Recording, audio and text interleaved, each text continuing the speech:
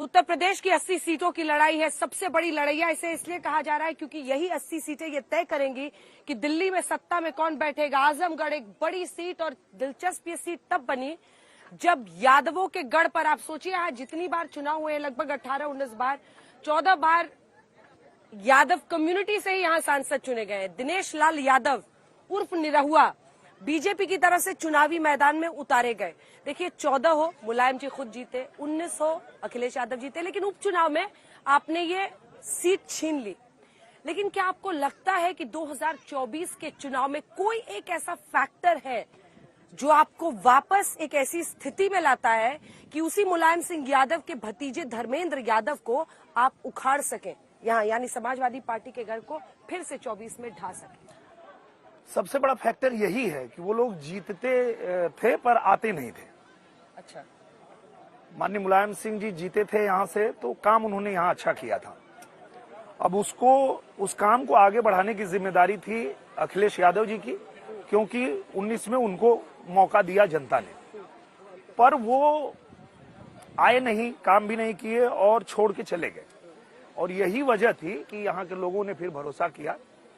हम लोगों ने 1.5 साल मांगा था, जनता ने हमको 1.5 साल दिया, और 1.5 साल में हम लोगों ने मोदी जी से जाके रिक्वेस्ट करके, और यहाँ जो 50 साल में नहीं हुआ वो हम लोगों ने 1.5 साल में करके दिखाया यहाँ। लेकिन जो पॉलिटिकल इंडस्ट्री का सबसे बड़ा, आप कह सकते हैं, फैमिली, जिसमें रिकॉर्ड है कि एक वक्त पर सबसे ज्यादा लोग एक परिवार से पॉलिटिक्स में थे, वो है मुलायम सिंह यादव का परिवार। 5 सीटें जिसका जिक्र प्रधानमंत्री करते हैं, उनमें से एक सीट है आजमगढ़।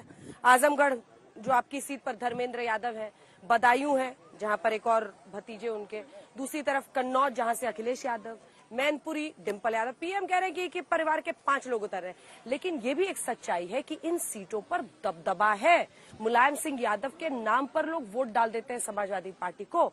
अगर उस परिवार के लोग हैं और आपकी सीट पर धर्मेंद्र यादव है, क्या ये सही में अंदर ही अंदर बड़ा चैलेंज नहीं है? मुझे लगता है कि यही सबसे बड़ा फैक्टर है जो मुझे जिता रहा है, क्योंकि यहाँ जो यादव भी हैं वो भी अब ये कहना शुरू कर दिए हैं कि अगर 5 सीट आपने यादवों को लड़ाने का तय किया तो पूरे उत्तर प्रदेश में आपको एक यादव नहीं दिखता है, सब यादव आपके घर में ही दिखते हैं। तो आप अपनी पहचान जनता के बीच में बीजेपी के यादव के तौर पर भी करते हैं क्या? क्योंकि देखिए एक सीट की सच्चाई है कि 18 लाख अगर यहाँ वोटर है तो 3.5 लाख यादव वोटर है, 3 लाख से ऊपर मुस्लिम वोटर है। ऐसे में जो जातीय समीकरण MY का बनता है वो उनके पक्ष में बनता है। तो क्या वाई फैक्टर को अपनी तरफ करने के लिए मैं दिनेश लाल यादव निरहुआ बीजेपी का यादव आपके बीच में, मुझे लगता है कि एक सच्चाई है क्या यहाँ के वोटर की? नहीं है, आप बताइए। नहीं, पहले तो थी लेकिन अब नहीं रही, अब तो ये फैक्टर टूट चुका है। आखिरी के 2 सवाल। एक तो ये जो पहले और दूसरे राउंड में वोटिंग कम हुई है, तो लोग ये कह रहे हैं कि उदासीनता है, मतलब वोटर के मन में इंटरेस्ट नहीं है, उत्साह नहीं है, मतलब कोई लहर वाला ये चुनाव नहीं है। जैसे 14 या 19 में था, वहां से 5%, 6% वोटर परसेंटेज गिरा है, वो उत्साह नहीं है।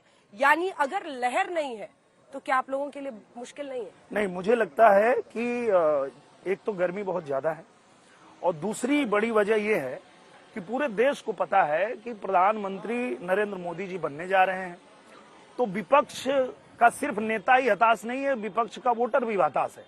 एक आखिरी सवाल, 400 पार फर्स्ट और सेकंड फेज में वोटर की उदासीनता के बाद अव्यवहारिक नहीं लग रहा है? 400 पार, 400 पार भी होगा, और आप ये भी यूपी देखिएगा में कितने?